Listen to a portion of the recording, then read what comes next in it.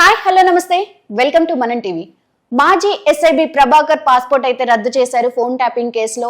ఆయనకి ఇక మీద గ్రీన్ కార్డ్ వచ్చే అవకాశం కూడా లేదు యుఎస్ లో అని అయితే తెలిసింది. దీనిపైన మరిన్ని అప్డేట్స్ తెలుసుకుందాం. ఇప్పుడు మనతో ఉన్నారు సీనియర్ జర్నలిస్ట్ కట్టా కార్తిక్ గారు. నమస్తే సార్. నమస్తే సార్, మాజీ ఎస్ఐబి ప్రభాకర్ గారిని అయితే అరెస్ట్ చేసే అవకాశం ఉందని ఆయన భావించి ముందస్తు బెయిల్ అయితే అప్లై చేశారా? అంటే ప్రభాకర్ రావు తెలంగాణలో ఫోన్ ట్యాపింగ్ కేసులో ప్రధానమైన నిందితుడు. విచారణకు రమ్మని పోలీసులు అనేక సార్లు పిలిచారు, కానీ అతను విచారణకు రావట్లేదు. ఇప్పటికి అనేక మందిని విచారిస్తే వాళ్ళందరూ ప్రభాకర్ రావు గారి పేరే చెప్పారు. ఆయన చెప్తే మేము చేశాం. ఇప్పుడు ఆయనకి ఎవరు చెప్పారనేది రావాలి. ఈ ఫోన్ ట్యాపింగ్ కేసు కేటీఆర్ టార్గెట్గా నడుస్తుంది. కేటీఆరే ఫోన్ ట్యాపింగ్ చేపించాడు, లేదా కేసీఆరే ఫోన్ ట్యాపింగ్ చేపించాడు. వాళ్ళ రాజకీయ అవసరాల కోసం ఆ రోజు ఫోన్ ట్యాప్ చేశారు. రేవంత్ రెడ్డి ఇంటికి సమీపంలో ఫోన్ ట్యాపింగ్ కేంద్రాన్ని పెట్టుకొని, ఒక న్యూస్ ఛానల్లో ఫోన్ ట్యాపింగ్ కేంద్రాన్ని పెట్టుకొని రేవంత్ రెడ్డి ఇంట్లో ఆడవాళ్ళు మాట్లాడే ఫోన్లు కూడా ఫోన్ ట్యాప్ చేపించారు. కుటుంబ సభ్యులు మాట్లాడుకునేటువంటి ఫోన్లు కూడా ట్యాప్ చేపించారు. అది మాత్రమే కాదు, సినిమా హీరోలు హీరోయిన్లు వాళ్ళందరి ఫోన్లు కూడా ట్యాప్ చేశారు. హైదరాబాద్లో రియల్ ఎస్టేట్ బిల్డర్లు వ్యాపారులు వాళ్ళందరి ఫోన్లు ట్యాప్ చేశారు. వాళ్ళని బ్లాక్మెయిల్ చేశారు. సినిమా వాళ్ళని ఒక రకంగా వాడుకున్నారు, ఈ వ్యాపారస్తులని ఆర్థికంగా వాడుకున్నారు. తర్వాత ఈ రాజకీయంగా వాళ్ళ ఫోన్లు ట్యాప్ చేసి వాళ్ళని బెదిరించడం, వాళ్ళకి ఫండింగ్ వెళ్లకుండా చూడటం, వాళ్ళతో ఎవరు టచ్లో ఉన్నారు, ఎవరు వాళ్ళకి సహాయం చేస్తున్నారు, ఈ విషయాలను తెలుసుకొని ఆ రకంగా రాజకీయంగా లబ్ధి, ఆర్థికంగా లబ్ధి, ఇంకో రకంగా కూడా, అంటే ఆ మాట చెప్పడానికి నాకు ఇబ్బంది, కానీ వేరే రకంగా కూడా లబ్ధులు చేకూరాయి. సినిమా హీరోయిన్లను కూడా వేధించారు అని చెప్పేసి గతంలో అనేక ఆరోపణలు ఈ ఫోన్ ట్యాపింగ్ కేసులు వచ్చున్నాయి.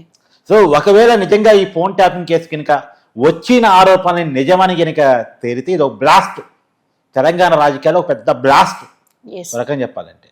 ఒకటి, రాజకీయంగా ఉపయోగించుకున్నారు. రెండు, ఆర్థికంగా ఉపయోగించుకున్నారు. మూడు, ఆడవాళ్ళని లైంగికంగా వేధించారు. ఈ మూడు రకాల ఆరోపణలతో ఉన్నటువంటి కేసు ఫోన్ ట్యాపింగ్ కేసు. ఈ కేసు కనుక ముందుకు వెళ్ళాలంటే ఈ కేసులో ప్రధానమైన వ్యక్తి, ఫోన్లు ట్యాప్ చేయమని ఆదేశాలు ఇచ్చినటువంటి వ్యక్తి ప్రభాకర్ రావు విచారణకు హాజరు కావాలి. అతను అమెరికాలో ఉన్నాడు. అనేక సార్లు పిలిచారు, రాలేదు. ఇప్పుడు ఆయనకున్న పాస్పోర్ట్ను రద్దు చేశారు. మరి ఇన్నాళ్ళు ఎందుకు రద్దు చేయలేదంటే ఇది కేంద్ర ప్రభుత్వం ముడిపడి ఉన్న అంశం కాబట్టి. ఇక్కడ ఉన్నది కాంగ్రెస్ ప్రభుత్వం, పైన ఉన్నది బీజేపీ ప్రభుత్వం, రాజకీయంగా ప్రభుత్వాల మధ్య ఉన్న గ్యాప్, వీటన్నిటిని క్యాలిక్యులేట్ చేసుకొని చాలా టైం పట్టింది పాస్పోర్ట్ రద్దు చేయడానికి. ఇప్పుడు రెడ్ కార్నర్ నోటీస్ కూడా జారీ చేశారు. ఎక్కడ కనబడితే అక్కడ ఎయిర్పోర్ట్లో అరెస్ట్ చేసే అధికారాన్ని ఎయిర్పోర్ట్ సిబ్బందికి అప్పచెప్పారు. ఎయిర్పోర్ట్ పోలీసు సెక్యూరిటీ సిబ్బందికి అప్పచెప్పారు. ఆయన ఏ ఎయిర్పోర్ట్కి వచ్చినా అదుపులో తీసుకొని తెలంగాణ పోలీసులకు అప్పచెప్పాలి అనేటువంటిది. రెండోది, అసలు ప్రభాకర్ రావు ముందస్తు బెయిల్ కోసం కోర్టులో అప్లై చేసుకున్నాడు, రాలేదు. మరి వచ్చి విచారణకు హాజరుకావడానికి ఏంటి అంటే ఈ ఆరోపణ నిజమేనా? ఈ ఆరోపణ నిజం కానప్పుడు వచ్చి విచారణ హాజరు కావచ్చు కదా. అతనేం చెప్పాడు, ఛానల్ నాకు క్యాన్సర్ ట్రీట్మెంట్ జరుగుతూ ఉంది, నాకు కొంత సమయం కావాలని చెప్పేసి అన్నాడు. ఆ సమయం అయిపోయింది, అతను కోరిన సమయం కూడా అయిపోయింది. దాదాపు ఈ కేసు నడవబట్టి సంవత్సర కాలంగా నడుస్తూనే ఉంది. ఈ కేసులో అనేక మంది అరెస్ట్ అయ్యారు, మళ్ళా బెయిల్ వచ్చి రిలీజ్ కూడా అయ్యారు. కానీ ప్రభాకర్ రావు మాత్రం ఇంతవరకు విచారణకు హాజరు కావట్లేదు. ఈ కేసులో ఇంకొక వ్యక్తి మొన్న మధ్యన వచ్చి విచారణకు హాజరయ్యాడు, కానీ ప్రభాకర్ రావు మాత్రం విచారణకు హాజరు కావట్లేదు. ఇప్పుడు ప్రభాకర్ రావు గారు రండి, విచారణకు వచ్చి వాస్తవాలు చెప్పండి పోలీసులు అడుగుతూ ఉన్నారు. ఇప్పటి వరకు రేవంత్ రెడ్డి ప్రభుత్వం ఖచ్చితంగా కేటీఆర్ని పొలిటికల్గా టార్గెట్ చేయాలని అనుకుంది. అనేక కేసులు నమోదు చేసింది, కానీ ఏ కేసులో కూడా ఖచ్చితమైన నేరాన్ని నిరూపించలేకపోయింది. ఇప్పుడు ఈ కేసులో నిరూపిస్తే మాత్రం, అంటే వేరే కేసులకి ఫోన్ ట్యాపింగ్ కేసులకి కొద్దిగా భిన్నం. వేరే కేసులో కేటీఆర్ని కనుక అరెస్ట్ చేస్తే పొలిటికల్గా సింపతి వస్తాయి, కానీ ఈ ఫోన్ ట్యాపింగ్ కేసులో కనుక నిరూపించి అరెస్ట్ చేస్తే సింపతి రాదు. అంటే కొన్ని కేసులు ఎలా ఉంటాయి అంటే రమ్య, ఇప్పుడు ఢిల్లీ లిక్కర్ స్కామ్లో కవితను అరెస్ట్ చేశారు, సింపతి వచ్చిందా? లేదు. అంటే కొన్ని కేసుల్లో సింపతి రాదు. ఒక లేడీ అయ్యుండి, అందులో కేసీఆర్ కూతురు అయ్యుండి, మద్యపానానికి వ్యతిరేకంగా పోరాటం చేయాల్సిన స్థితిలో ఉండి ఆమె సారా అమ్మకాలు చేయటం ఏంటి, దాంట్లో స్కామ్కి పాల్పడటం ఏంటి అన్నది జనంలోకి వెళ్ళిపోయింది. ఆమె అరెస్ట్ అయినప్పుడు పార్లమెంట్ ఎన్నికలు జరిగితే 0, ఒక్క స్థానం కూడా రాలే బీఆర్ఎస్ పార్టీకి. అంటే అంత నెగిటివిటీ వచ్చింది. పాజిటివ్ రాకపోగా నెగిటివిటీ వచ్చింది. సహజంగా రాజకీయ నాయకులు అరెస్ట్ అయినప్పుడు సింపతి వస్తుంది, కానీ నెగిటివ్ వచ్చింది.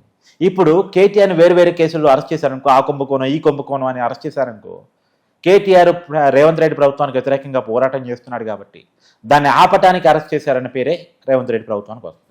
అదే ఈ ఫోన్ ట్యాపింగ్ కేసులో కనుక అరెస్ట్ చేసి ఒకరిద్దరు బాధితులను కనుక ముందు పెట్టారనుకో, కొన్ని వాస్తవాలను కనుక బయట పెట్టారనుకో, సింపతి రాదు.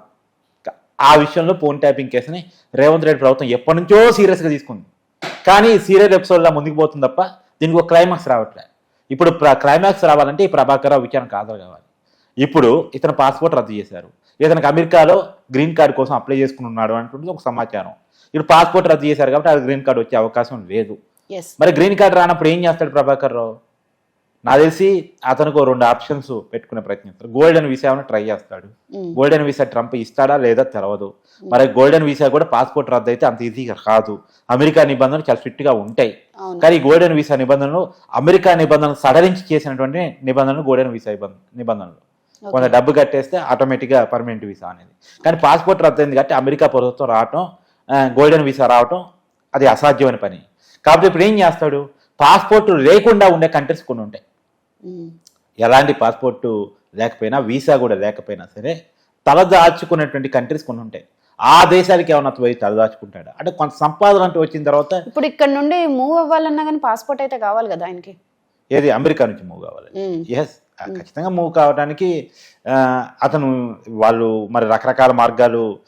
అతనికి సహజంగా పాస్పోర్ట్ రద్దు అయిందంటే ఆటోమేటిక్గా అతనికి ఉన్న వీసా కూడా రద్దయిపోద్ది. అతనికి ఉన్నటువంటి అమెరికా వీసా కూడా రద్దయిపోద్ది. మరి ఏదైనా మాయ చేసి వేరే దేశానికి ఏదో ప్రయత్నం చేస్తాడా? ఇప్పుడు ఎందుకంటే అమెరికా ఎయిర్పోర్ట్స్ ఇబ్బంది పట్టుకోవాలి.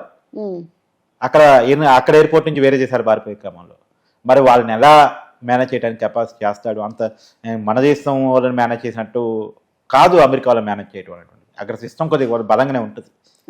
సో ఇక్కడ రాజకీయాలు కాకుండా అక్కడ సిస్టమ్ కొద్దిగా బలంగా ఉంటుంది. మరి ఏమన్నా ప్రభాకర్ రావుని పట్టుకొని ఇక్కడ ఇండియా అప్పచెప్తారా లేదా అనేటువంటి ఖచ్చితంగా చూడాల్సిన పరిస్థితి కనిపిస్తుంది. గతంలో కూడా అమెరికా పోలీసులకి తెలంగాణ ప్రభుత్వం నుంచి మెయిల్స్ పోయి ఉన్నాయి, ఖచ్చితంగా అతన్ని మాకు అప్పచెప్పండి అనేటువంటిది. కానీ ఇంతవరకు రెస్పాండ్ కాలేదు. ఎందుకంటే దాంట్లో చాలా ఉంటాయి. ఆ దేశంలో ఉండేటువంటి వ్యక్తుల్ని మన దేశానికి అప్పచెప్పాలంటే కేంద్ర ప్రభుత్వం ఒక లాబింగ్ చేయాలి అక్కడ ప్రభుత్వంతో.